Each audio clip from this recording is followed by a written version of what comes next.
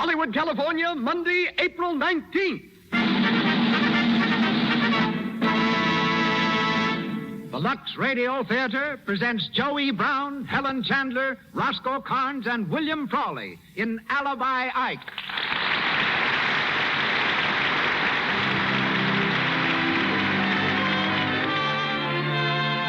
Lux presents Hollywood. Our stars, Joey Brown, Helen Chandler, Roscoe Carnes, and William Frawley. Our guests, Mr. and Mrs. Babe Ruth, and Russell Patterson, one of America's most famous artists.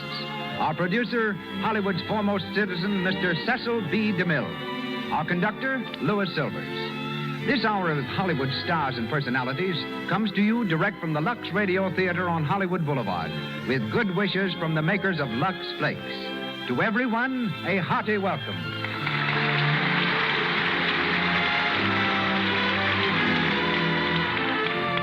Before we start Alibi Ike, I have a tip for the ladies.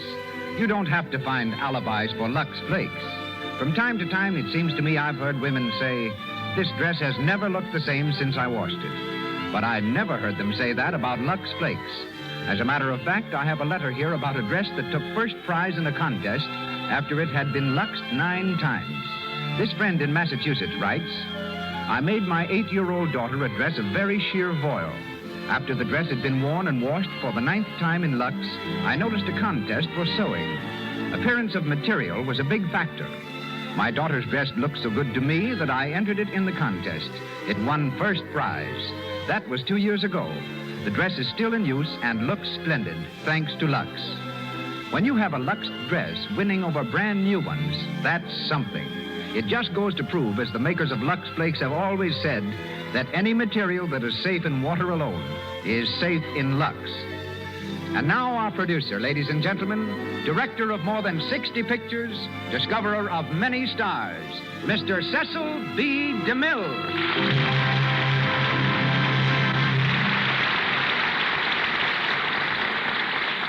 Greetings from Hollywood, ladies and gentlemen. Tomorrow afternoon, when thousands of baseball fans storm grandstands throughout the country, cheering the opening of the 1937 season, they'll be honoring, quite unconsciously, a boy from Cooperstown, New York. 98 years ago, the boy borrowed a few ideas from a game known as rounders, some from another pastime labeled one old cat, and adding a few of his own, gave the nation its most beloved sport, baseball. The boy was Abner Doubleday. Abner had his day, and it was a doubleheader. He not only threw out the first ball in the first baseball game, he aimed the first shot fired from Fort Sumter in the war between the states, in which he became a general. It's to Abner the schoolboy and the game he created that the Lux Radio Theatre tonight pays tribute in presenting Joey Brown, Helen Chandler, Roscoe Carnes, and William Frawley in Alibi Ike. Our play is based on the Warner Brothers picture, which was based on the story by Ring Lardner, making a 2-base hit. Put Lardner's dialogue in the mouth of Joey Brown, and there it enjoys a range and scope I am sure no other actor could provide. Joe warmed a bench with the New York Yankees for about 4 years and comes to us tonight as Frank Alibi Ike Farrell. In the part of Dolly, making her 5th appearance before our microphone, is one of the most accomplished and lovely young ladies of the theater and screen, Miss Helen Chandler, applauded recently on Broadway in Pride and Prejudice and Lady Precious Stream. She played in London in Boy Meets Girl and is now starring in the same comedy on Hollywood's legitimate stage. With Joe from the original picture cast, we welcome Roscoe Carnes, to whom I gave his first important part, as Carey, and William Frawley as Cap Finley. And now, let's dust off the Lux Radio Theater's home plate. The players are walking onto the field. The batteries, Joey Brown, Helen Chandler, Roscoe Carnes, and William Frawley in Alibi Ike. Batter up. Play ball.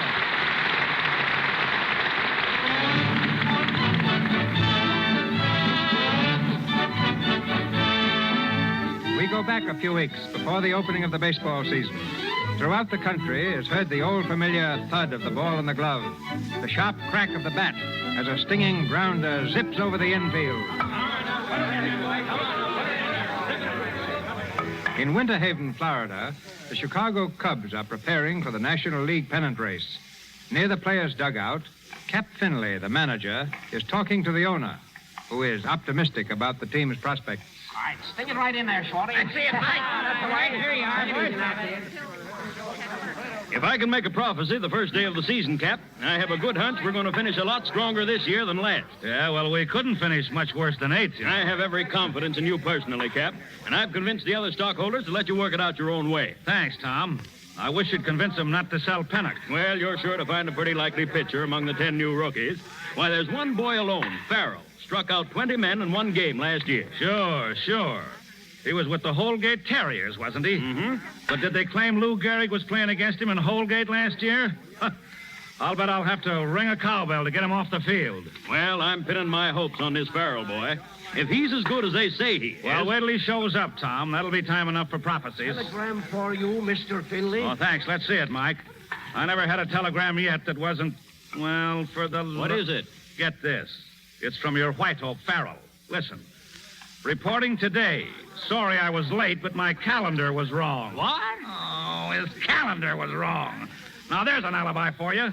Maybe you can pin your hopes to that. Well, it doesn't sound very encouraging. It sounds to me like we're taking on a screwball. Well, try not to worry, Cap. It'll all turn out. I'll see you up at the hotel. Okay, Tom. All right, you guys, get going in there. Come on, Terry. Come on, Mac. Come on, get hustling in there. This ain't no junior prom, you know. What the? Hey, get that car out of here, will you? Get off the field, you bonehead. Get the... Hey! Hello, boys. Say, what are you trying to do? Let me at him. Now, wait a minute, boys. Wait a minute, will you? I'll take care of this guy. Get back to work there, you fellas. Go on, now, all of you. Get back in there, I tell you.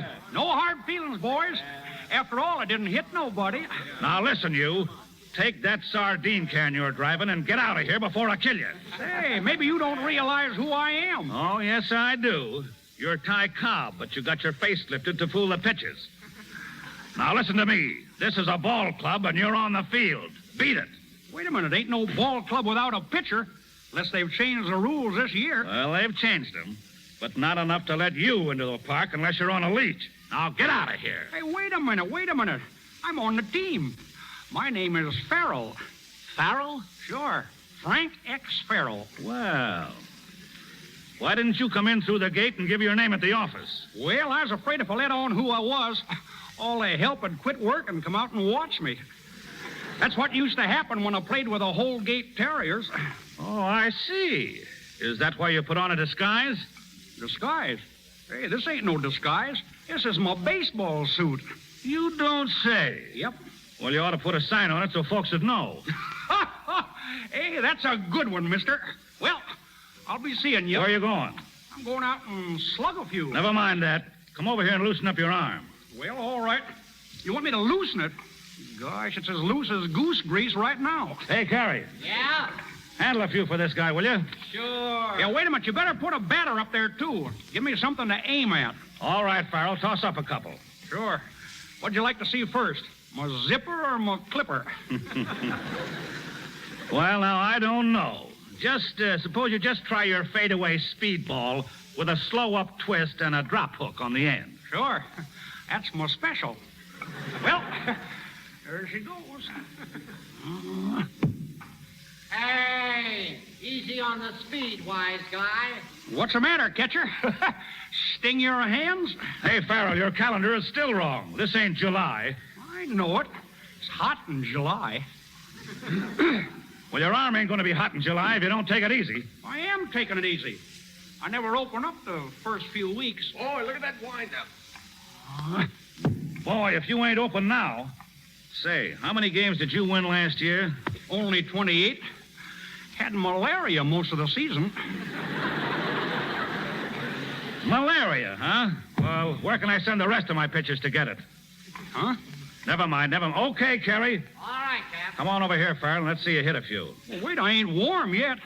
I could do this all day. Yeah, I know, but I'm just trying to save the catcher. Oh. Grab a bat there. Hey, Tex. Yeah? Whip up a couple here, will you? Sure. Go ahead, Farrell. Well, I never hit my best on Wednesdays. Now, don't you worry about that. I'll cancel all our Wednesday games. That's a good one, Cap. Just show us how you hit on the 4th of July when it comes in leap year. Sure. Okay, pitcher. Come on. Throw her in there and put something on that potato. Come in. Holy. Boy, what a clout. Over the fence, boss. Well, I told you I wasn't so good on Wednesdays. Yeah, it only cleared the fence by about 8 feet, that's all. Well, I twisted my ankle when I swung. Say, when I'm in form, I can clear that fence by 30 feet every time. And if I don't clear it, And if you don't clear it, then what? I'll knock a hole in it.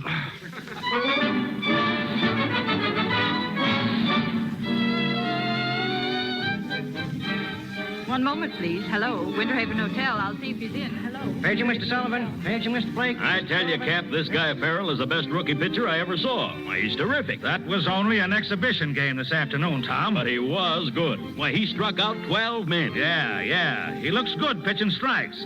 But the first wild pitch he ever throws will cost us the game. Huh? What do you mean? The game will be called for darkness while he's still apologizing.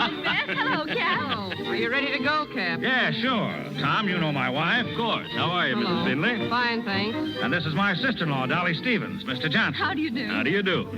Well, if you folks will excuse me, Sure. We were just going to the movies. have a good time. See you in the morning, Cap. Okay. Something on his mind, Cap? No, we were just talking about Farrell. Did you see the game this afternoon? Oh, I did. And I can tell you right now the women are going to love him. He's awfully cute. Who?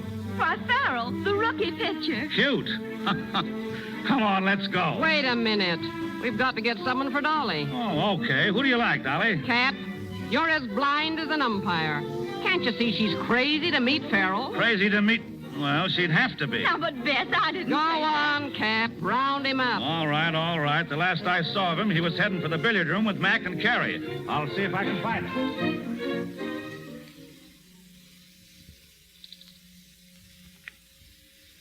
Well, that's a nice shot, Kerry. Yeah, now let me see now. The 11 ball in the side pocket. Say, Farrell, is it absolutely necessary for you to crack peanuts while I'm making a shot? Well, it's necessary for me to crack 'em if I want to eat 'em. But not while I'm making a shot. Well, all right. Go ahead, Mr. Carey. You don't bother me none.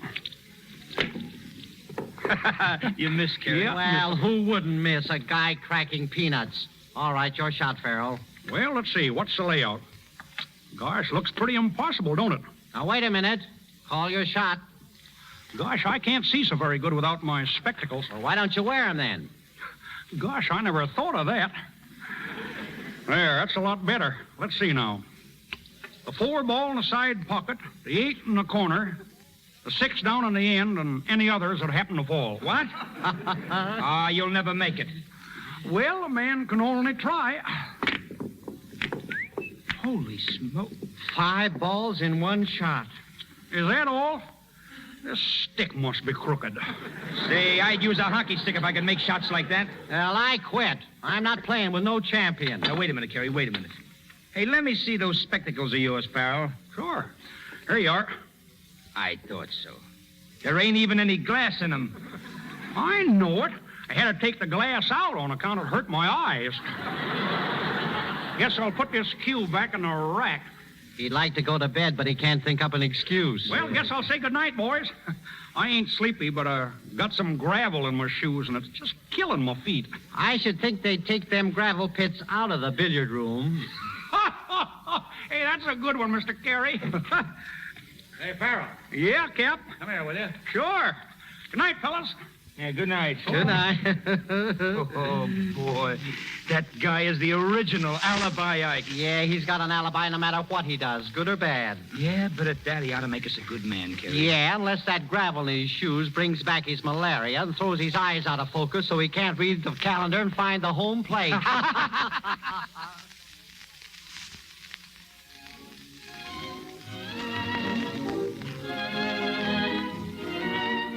So we thought you'd like to come along with us, Farrell. It's a swell picture. Well, I'd like to, Cap, only... You ain't turning in yet. Who, me? No. But I ought to stay around the hotel in case there's a telegram. Why, you expecting one? No, not exactly. But there's a lots of times that comes when you ain't expecting them. Oh, here's the girls now. Oh, you all set, Cap? Oh, evening, Mr. Farrell. Good evening, Mrs. Finley. Come here, Dolly. I guess you recognize Farrell from seeing him play. This is my sister-in-law, Farrell, Dolly Stevens. Huh? How do you do, Mr. Farrell?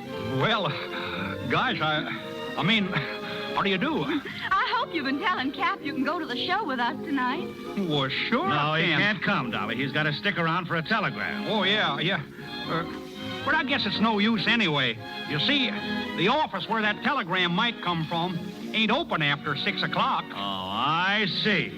Come on, folks. The car's outside. Well, let's hop in and get going.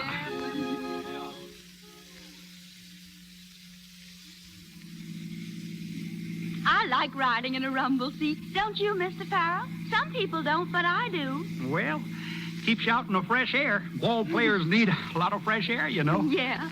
I saw you play this afternoon. You struck out 12 men. Oh, it was wonderful. I had an off day on account of my lumbago. Say, if I'd known you was watching, I'd have struck 'em all out. Would you really? Sure. I was just taking it easy because it was an exhibition game. Oh, now you're just being modest. No, I ain't modest. Only I don't never brag. Because if a guy has really got the stuff, he don't have to brag. Uh-huh. I guess that's right. Say, are you going to be around much? I mean, well, are you going to be around much? Well, I'm staying for another week or so. Oh, gosh, that's swell. Then maybe I can be seeing you around, around the hotel. That is, if you're going to be around much. Well, yes, of course. And, well, maybe we can sort of get together, go to a show or out for a walk. Oh, I just love to walk, Mr. Farrell, don't you? Well, they say it's awful good exercise. Paging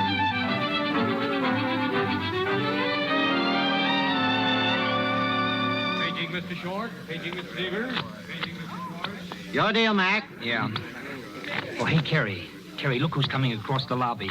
Alibi Ike himself. I'll bet he's got another date with the Cap's sister-in-law. Yeah. Hiya there, Ike. Oh, hello, fellas. Where you going, Ike? Oh, no place special. Just out. Well, it's raining cats and dogs, Ike. You'll get soaked. Oh, I don't mind that. Nothing like walking in the rain to keep your arm in shape. Well, how about Mac and I coming with you? Yeah. No, you better not. You fellas might get a cold. Oh, Francis, I'm ready to go if you are, Francis. Oh, yeah, sure. Well, so long, boys. This way, Miss Stevens. All right, Francis. Did you get that? Francis. He's alibied himself out of his name.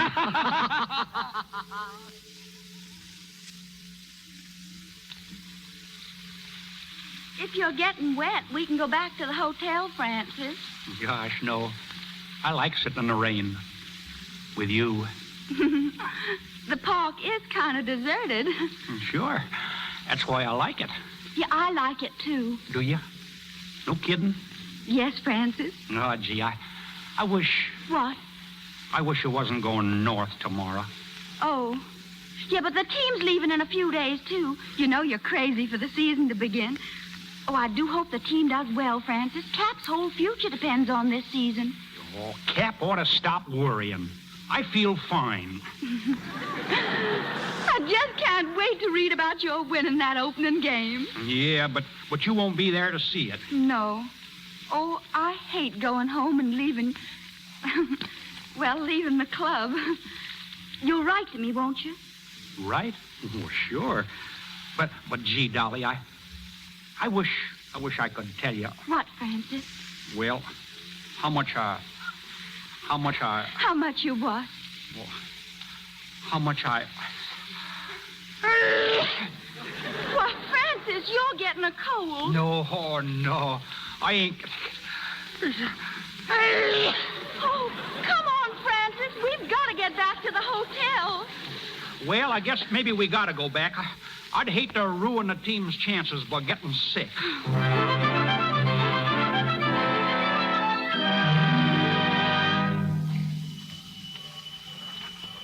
Well, Dolly, your train ought to be here pretty soon now.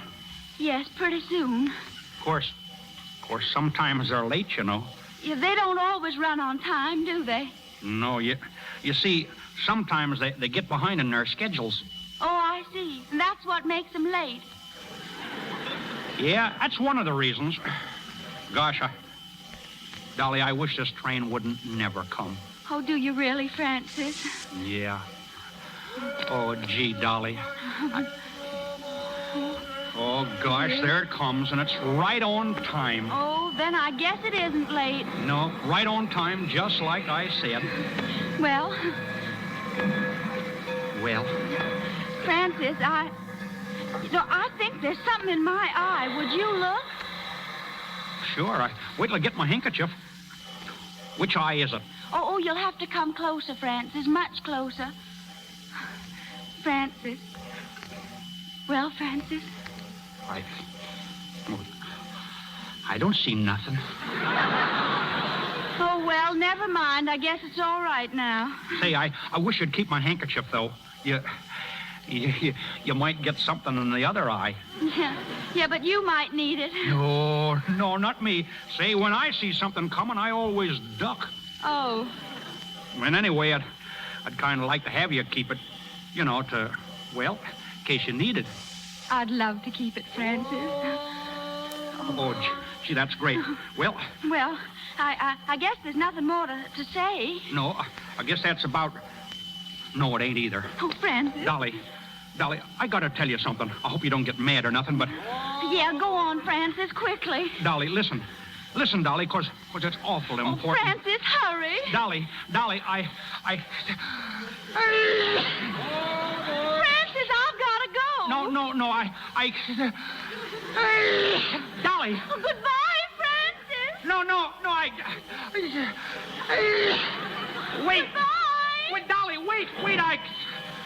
Dolly, listen,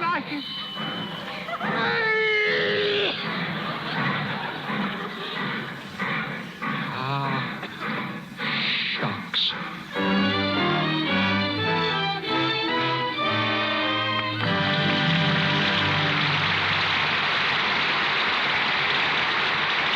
We will continue with Alibi Ike in just a moment. But first, I want to take you to a kitchen shower the girls are giving for Betty Ann, who is to be married on June 5th.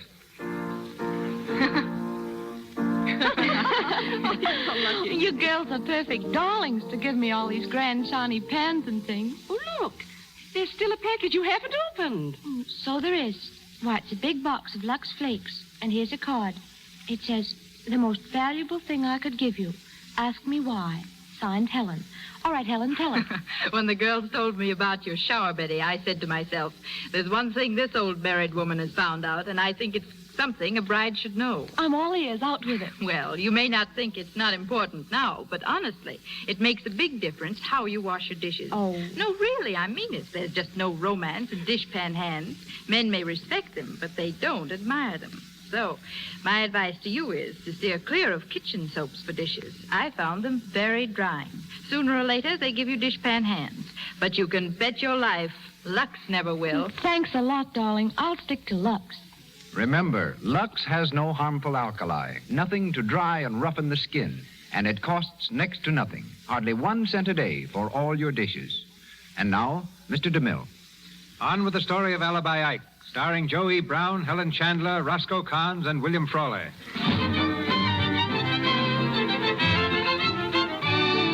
It's 2 weeks later, the night before the big opening game. In his hotel room in Boston, Alibi Ike Farrell is sprawled face down across the bed, reading a letter. The letter is from Dolly Stevens, and Ike's expression is the essence of bliss as he reads softly. Dear Francis, I'm so thrilled I can hardly write. Bess tells me that Cap may let you pitch the opening game. How I wish I could be there to see you win. Gosh. Hiya, Ike. Hiya, boy. Oh, hello, fellas. Hiya, Carrie. Hiya, Mac. Say, what are you reading there, Ike? This? Oh, it's just a kind of a letter. A bill? No, it's not exactly a bill. It's a letter from a fella I used to go to school with. Thought you told us you never went to school. Yeah, but this wasn't no school. It was a college. Well, how could you have gone to college if you didn't go to school? I didn't. It was the other fella that went to college. I would have went, but there wasn't no college where I lived. No? Thought you said you lived in Kansas City. Well, I did, but we moved. Uh-huh. Where'd you move to? Nebraska. Well, they got colleges there, ain't they? Yeah, well, we didn't live right in Nebraska. Near there. Oh. Say, you get one of them letters every day. What does your friend write you so much about? Oh, he's telling me about a ball player, a friend of ours. Tells me what he does every day. Yeah? That looks like a girl's writing to me. Well, a girl did write it. You see, that's my friend's sister writing for him. Well, didn't they teach writing at this college where he went? Sure, but he got his hand cut off in a railroad wreck. Well, I should think he'd have learned to write with his left hand by this time. Well, it's his left hand that's cut off. And he was left-handed. Good night, boys. Yeah, good night. Paper, Cubs win opener. Harold pitches no-hit game. Here, read all about it. Hey, y'all, paper. Farrell wins 14 straight games, paper. Here, what do you read, paper? Harold wins again. Cubs in second place. Harold wins again.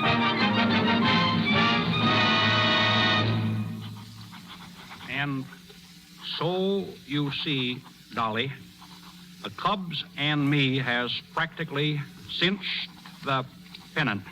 Almost. Period.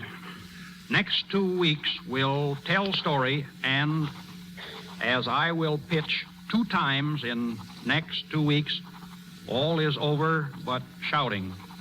Semicola. Yeah, who is it? Come in. Good evening, Mr. Farrell. Hiya.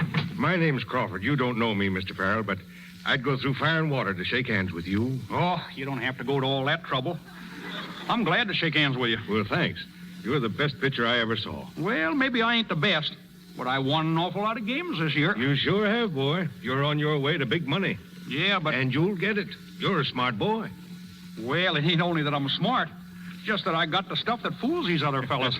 You sure do. Yep. I guess there isn't anybody a guy like you couldn't fool. Mr. Farrell, I'd like to ask a real favor of you. I'm president of the Young Men's High Ideals Club. I guess you've heard about it, haven't you? No. Not exactly. There's 1 or 2 of our boys, we caught them drinking and things like that. Drinking? Say they oughtn't to do that if they want to make good. Well, now, that's just what I was telling them. And what they need is an example, Mr. Farrell. I want you to come over and meet them tonight and tell them some of the secrets of your success. Well, mister, it's getting kind of late. Yes, I know, but we're having a special night. In your honor, we're going to let the boys stay up until 10:30 if you'll just come and talk to them. Well, okay, mister. I don't like to stay up late myself, but if it's to do good, I'm with you. Oh, Come on, I knew go. I could count on you, Mr. Farrell. I've got my car right downstairs. Get my hat here.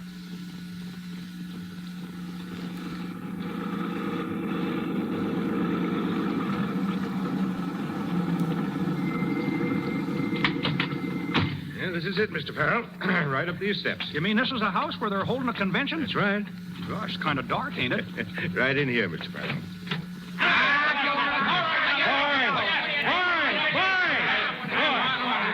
What did I tell you boys about smoking and drinking in my absence? Now put those bottles away and douse those cigarettes. And don't let this happen again. Okay, Chief. Come on out with the butts, you mouth. Come on out with it. All right, it's all right. Bust somebody in the snoot. Hey, wait a minute, boys. Your president is right. Where would I have been today if I'd have smoked? I give up. Where? Quiet, Muggsy.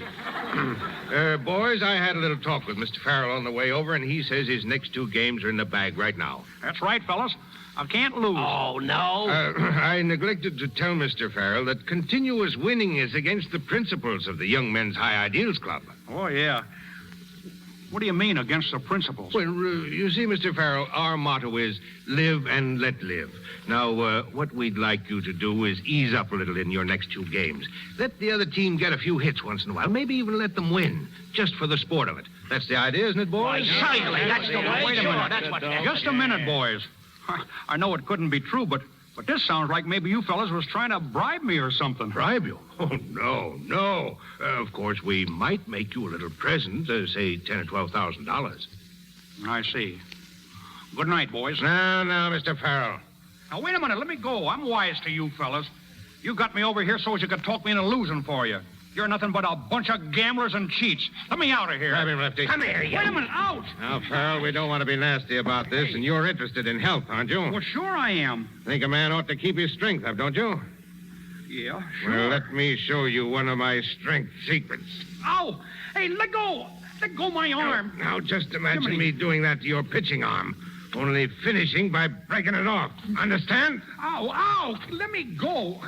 I understood all the time. I just wanted to be sure you fellas wasn't kidding me. Good. That's all. Now, here it is.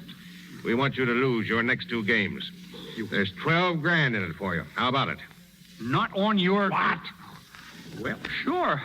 I know just what you mean. You better. And remember, Farrell, this is your last chance for an easy lesson. You lose the next 2 games you pitch or else. Understand? Or else.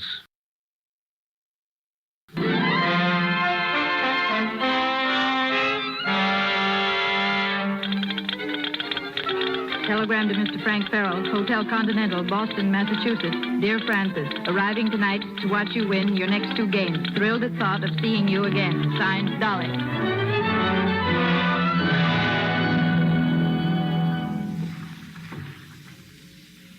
Oh, Francis, it's beautiful out here tonight. I love rowing. You do? Well, I'll let you handle the oars for a while if you want. Oh, no, I mean, well, just being out here on the lake with you. Yeah, sure is nice. Yeah. I'm glad we didn't go to the show with Cap and Bess. So am I. We couldn't have seen the moon so good in there. Is that the only reason you didn't want to go? No. Gee, I wanted to be alone with you. I didn't want no other people around us. Do you mean it, Francis? Mean it? Gosh, I wish I could tell you how much I mean it. Dolly, I got something for you. Maybe that'll show you. Oh, you got something for me? Yep. Now, where is it? Let's see. Gosh, I had it right here in my vest pocket. Oh, Francis, what is it? Well, but first I want to ask you something. Yes, Francis. Dolly, do you like me well enough to be alone with me for a long time? Forever, Francis. You mean it? Of course I do. Sink or swim? Yes, Francis, dear. Sink or swim. Then look, Dolly. Oh, Francis, don't stand up in the boat. Francis! Oh, Francis, where are you? Help! Throw me a rope. I'm sinking. Francis, try standing up. Huh? Oh, gosh, I can stand up. Gosh, it's only up to my knees. Are you all right? Sure, but I'm all wet. Look, Dolly, here's what I had to give you. It's an engagement ring. Oh, an engagement ring? Yeah. Oh, an engagement ring, Francis! Look out! Dolly, don't stand up in the... It's tipping over! Gosh! Gosh, now we're both all wet.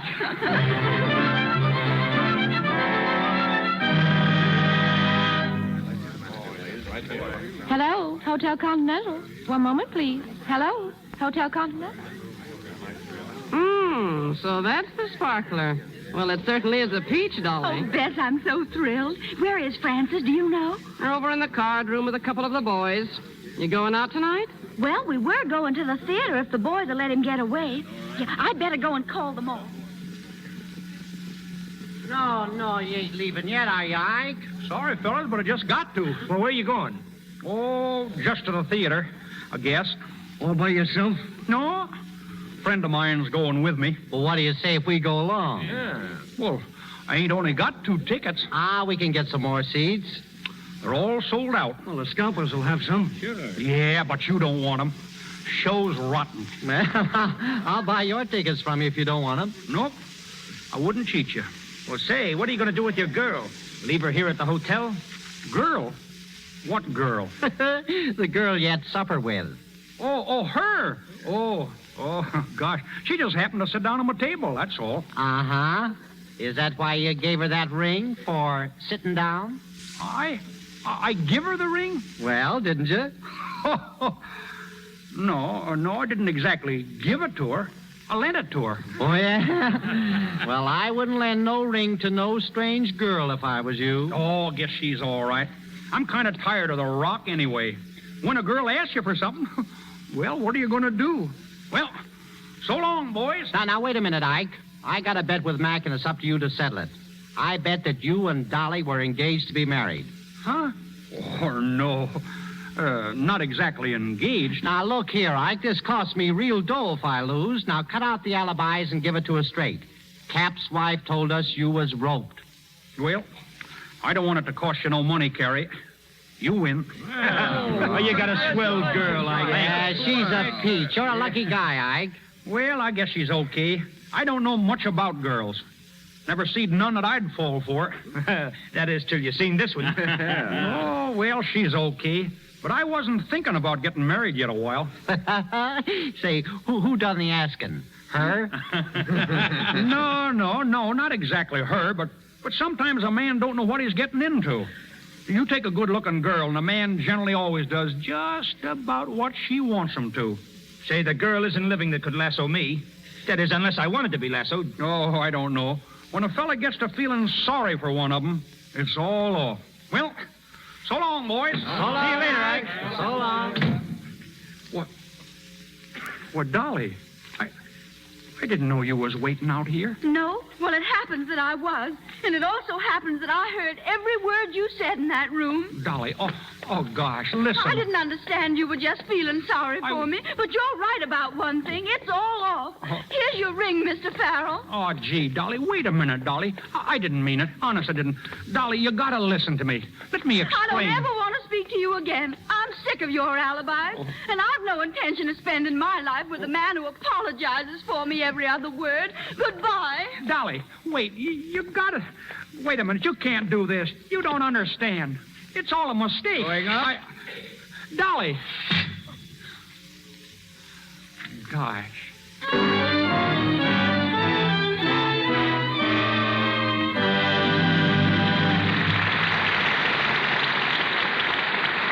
Identification. This is the Columbia Broadcasting System. This is KNX, Los Angeles, the voice of Hollywood.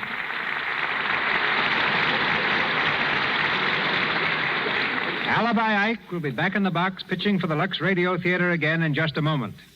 For that moment, we will talk with a real baseball player, considered by many the greatest of all time, Babe Ruth. You know him, of course, as the home run king, with 714 home runs in his crown. But when Babe started out with the Boston Red Sox in 1914, he was a pitcher. And to this day, he holds the record for pitching the greatest number of consecutive scoreless innings in a World Series. In 3 games, he pitched 29 innings without allowing one run. At this moment, Babe Ruth and his charming wife are listening in the trophy room of their home on Riverside Drive in New York City. They're going to speak to you from there. The Sultan of Swat and his lady, Mr. and Mrs. George Herman Babe Ruth. Thank you, Mr. DeMille. I would like to tell you that Mr. Ruth and myself are certainly enjoying the game you're umpiring out there in Hollywood. Joey Brown is pitching them right across the platter every time, and it's a great show from the stands there. At the end of the first inning, they made a point that certainly meant a lot to me. That was when they talked about Lux Flakes. I've used them for years to cut down on runs. Not the home runs that Babe Ruth hits either. I mean the stocking runs that hit me. Ah, that's right, Claire. I saw a box of Lux on the kitchen shelf last night. Were you in the kitchen dieting again? No. I didn't even go near the icebox.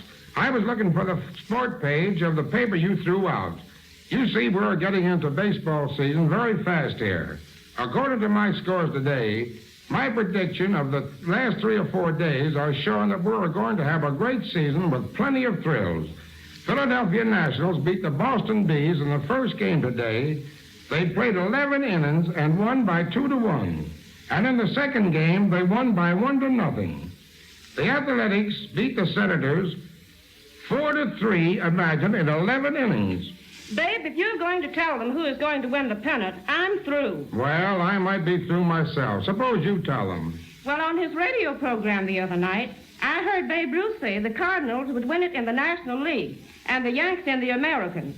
But I noticed he made no predictions on his golf game. Have you heard anyone predict a golf game right? I've been playing golf for several years. I think it's a great idea for a ball player to have two sports. But even if he has two, don't try to combine them. But when you're playing baseball, stick to baseball. But on the off season, I think golf is a great conditioner for your legs. That may be true, dear, but very often I've heard you come off the golf course saying, baseball certainly is a great game. All right, Clara, you win. Good night, Mr. DeMille, and thank you for letting us play on your league program tonight. I think if anyone deserves the pennant, it's the Lux Radio Theatre League. Good night.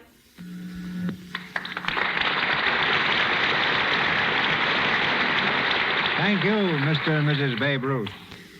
We're back in Hollywood now with Joe E. Brown, Helen Chandler, Roscoe Carnes, and William Frawley in Alibi Ike.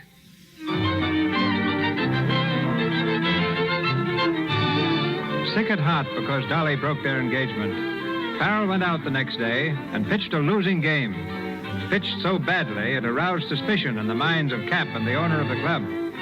They've gone to his room to question him. They find him slumped dejectedly in an armchair. Ike, we want to talk to you. Yeah? Well, I don't want to talk to you. No, just a minute, son. Don't you feel well? Yeah, I feel all right. Well, is there anything we can do? Yeah, you can get out of here and let me alone. You know, Farrell, that was a pretty bad game you pitched today. Looked like you weren't even trying. What do you mean I wasn't trying? I'd answer that door if I were you. I was just going to. Well, what do you want? The chief told me to give you this envelope. Hmm? You'll catch on when you open it. So long, kid. Who was that, Farrell? Well, I don't know. Never seen him before. Brought me a letter. Well, he didn't look like a postman to me. Why don't you open it? All right, I will. Gosh, it's getting so a fella can't even open his mail in private. Hey, what's this? I'll tell you what it is, Mr. Farrell. It's a roll of greenbacks. Let me see that. Look, Tom, a half a dozen $1,000 bills. A half dozen $1,000 bills. What? Say, that's $6,000, ain't it? Yeah, and there seems to be a little note attached to it. Listen to this, Cap. Nice going, kid. Keep up the good work. How do you like that? What about it, Farrell? Well, I don't know nothing about it. Gosh. Say, they must have thought that I was losing that game on purpose for them. Who sent this? Well, I don't know. I can't remember his name. Oh, you can't. Farrell, I never thought you'd do a dirty trick like this. Say, you don't think I threw the game? No, this is just a coincidence. Why, if it wasn't for the scandal, I'd let you explain it to the judge. Wait a minute. Say, I wouldn't throw a game if my mother was playing on the other side. You won't have a chance in this club. Pack your things and get out.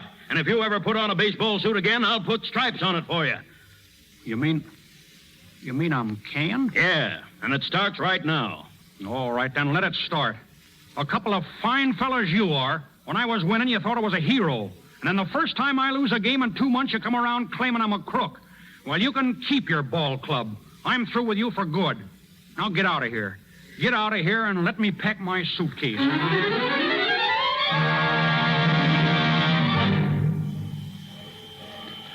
Fine fellows they are.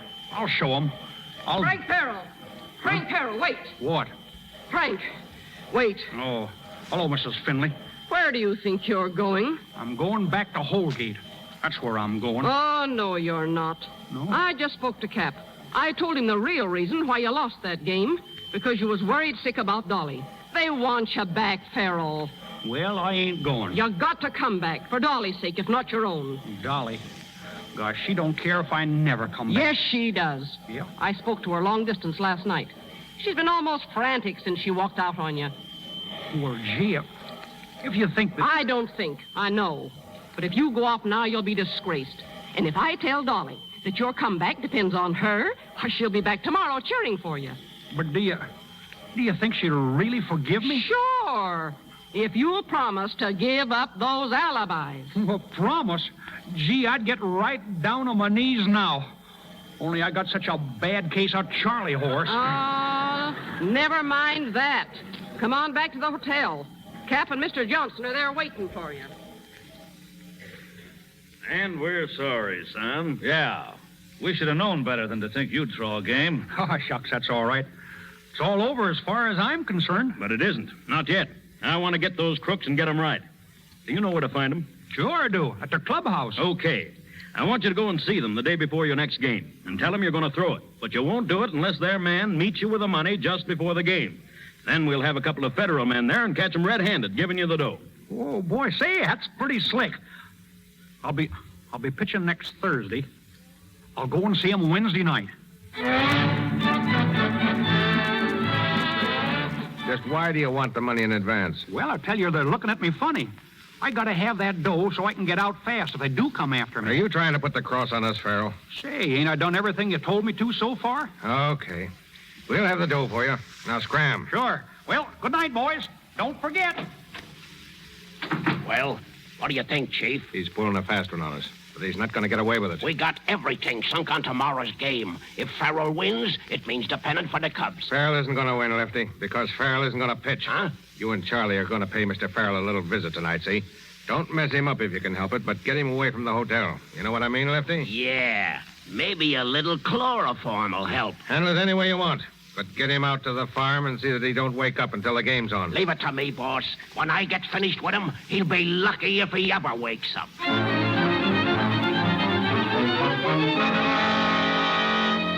PR paper, Farrell disappears. Ace Cup pitcher disappears to leave a big game. Read all about it,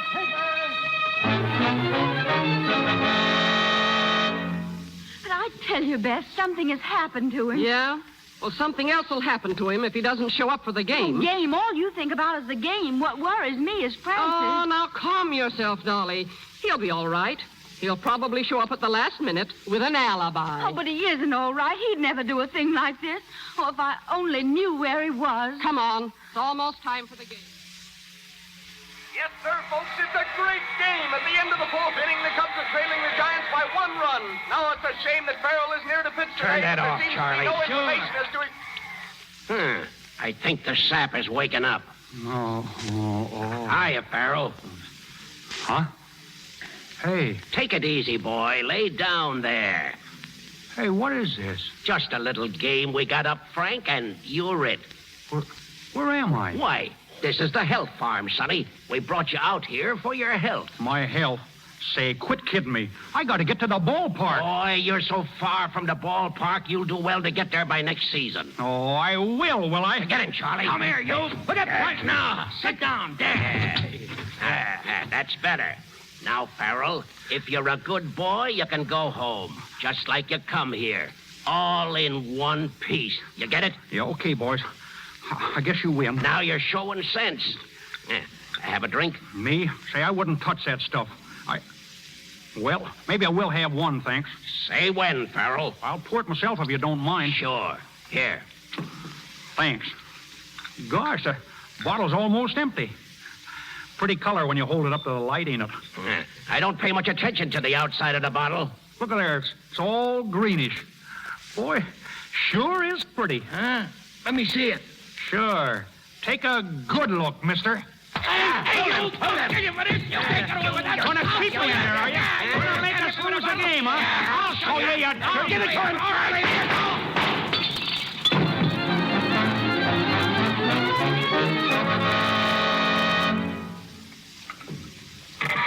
What a game, what a game! It's the last half of the ninth inning, folks, and the Cubs are at bat. There's 2 runs behind and there's 2 outs, but there's a man on second, and that crowd down there is going mad. It looks as if the Cubs are licked, but you'll never can. Strike 2! Well, it looks like the finish, Perry. Yeah, here goes the pennant, Cap. Wait till I find that guy Farrell. I'll kill him. So help me, I'll murder him with my bare hands. Ball 3! Oh, 3 and 2 on Mac with a pitcher coming up. I'll have to put in a pinch hitter if I get the chance. Hey, Cap! Cap! Look! What is that? Holy...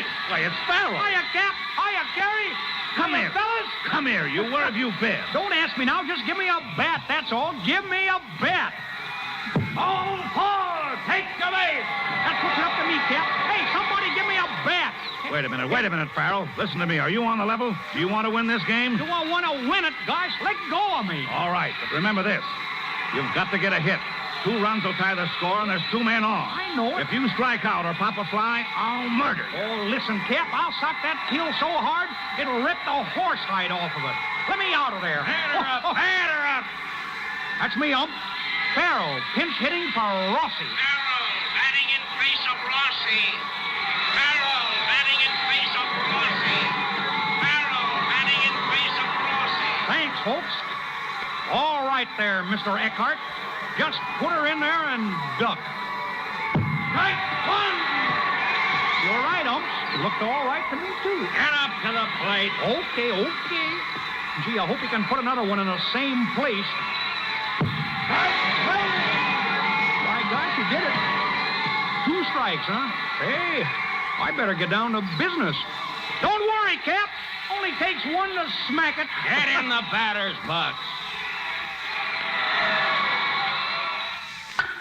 He hit it. Look at him go. 2 runs in. Cap, he ain't stopped at third. He's stretching it. He's stretching it into a homer. Come on. Slide you down southpaw slide. He's safe. A homer. That gives us the game, Cap. And the pennant. Come here, Farrell. Hiya, boys. Hiya, Cap. Farrell, that was terrific. Oh, Hey, swell stick work, with my Ike. hand. Oh, shucks, that was easy. I didn't even knock it over the fence. We did it, Tom. We did it. I'll say you did it. And listen, we got that crook, Crawford. We traced the money to him and nabbed him a few minutes ago. Nice work, Mr. Johnson. I'll help you get the rest of them myself. Oh, Francis. Dolly. Oh, gosh, you come back. Of course I did. And, oh, Francis, I was so worried about you, but you're safe, aren't you, darling? Safe? Say, I was safe a mile. And Dolly, if you'll stick by me, I'll be a new guy. From now on, I'll change completely. Honest, I will. Oh, Francis, of course I'll stick by you. And the engagement is on again? Oh, yes, Francis. Oh, gosh. Dolly, I'll never alibi myself again as long as I live. Hey, let us through here. Hey, Farrell, give us a story for the paper, will you? Boy, sure. What do you want to know, boys? Well, I want to know why you let 2 strikes go by without moving your bat. Why? Say, how'd you like to be hitting when you got a big cinder in your eye?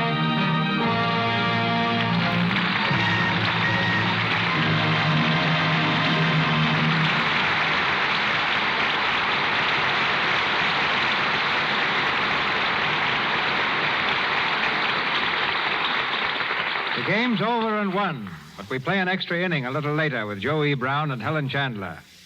When Paramount Studios decided to make a picture called Artists and Models, they enlisted the services of one of the country's most versatile illustrators, Russell Patterson, creator with John Hill, Jr., of the famous flapper type. You've seen his drawings many times in our leading publications. But his talents go much further than the drawing board. He's created stage sets, costumes, men's styles, industrial designs, pioneered in plastic photography, and is largely responsible for the current popularity of puppet shows. Ladies and gentlemen, Russell Patterson.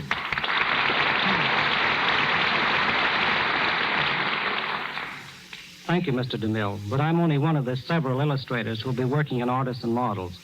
By that, I mean you'll actually see on the screen James Montgomery Flagg, John Legata, McClellan Barkley, Arthur William Brown, Jefferson Mackimer, and Rube Goldberg. A fine group of artists, but what about the models? Well, it's difficult to find perfect models even in Hollywood. Since we started our search for beauty, Mr. Roel Walsh, the director, Mr. Louis Gensler, the producer, and Mr. Leroy Prinz, the dance director of Artists and Models, saw more than 1,000 girls. We wanted about 100 of the most beautiful models. You'd be surprised at the small number in this group who met our requirements. What are the requirements? Well, I would say 4 in number. Grace, the ability to wear clothes, figure, and, of course, the beauty of the face. Why it's so hard to pick outstanding girls today is because most of them are standard types. They all want to look alike, and we look for individual types. Beauty, like everything else, seems to run in cycles. After the war, there was the collegiate and then the flapper types. The platinum blondes, the redheads, and last year the brunettes had their day. And this year? Oh, I would say the smooth-haired, dark, natural blonde with blue eyes and sunburned skin. I think she's the typical American girl of 1937. Since you preach individuality, I suppose you'd hesitate to tell the girls in our radio audience what kind of clothes to wear. Well, that's like a doctor trying to cure a patient without knowing the ailment. I would recommend the best fashion magazines and to follow the best-dressed picture stars. And above all, as much of one's own personality as possible. I can safely say that whatever they wear, women will keep on caring for their clothes in the most effective, economical way there is, with Lux Flakes. Lux is the safest, surest wardrobe care I know of. And that's why we're using it in orders and models. Thank you, Mr. DeMille. Thank you, Miss Patterson. In just a few minutes, Joe E. Brown boards a plane and flies from Hollywood to Chicago. But we still have time to bring back Joe and Helen Chandler to answer their curtain call. All right, Helen. And remember, Joe, no alibis.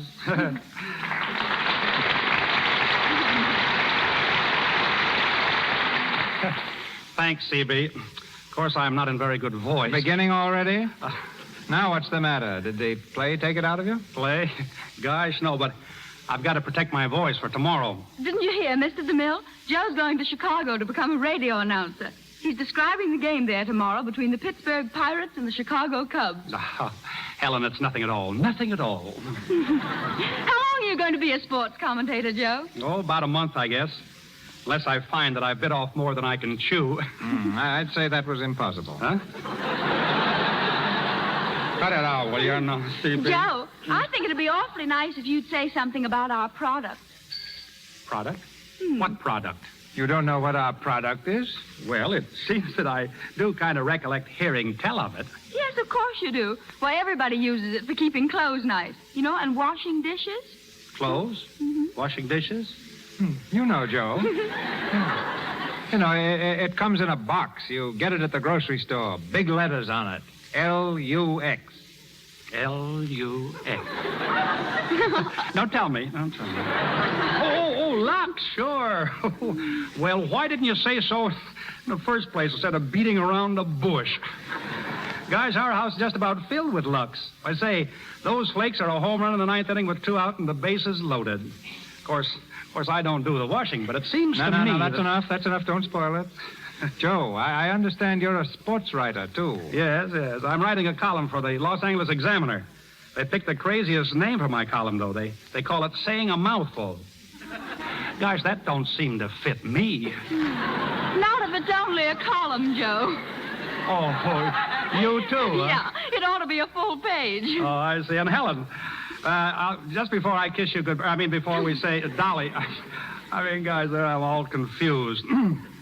Before I walk off the field, I want to wish a speedy recovery to one of baseball's immortals, now in Lakeside Hospital, Cleveland.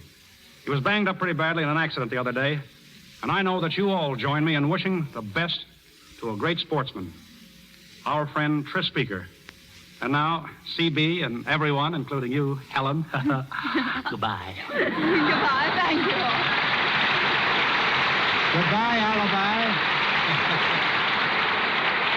Mr. Brown, Miss Chandler, our thanks. Ladies and gentlemen, this is your announcer, Melville Ruick.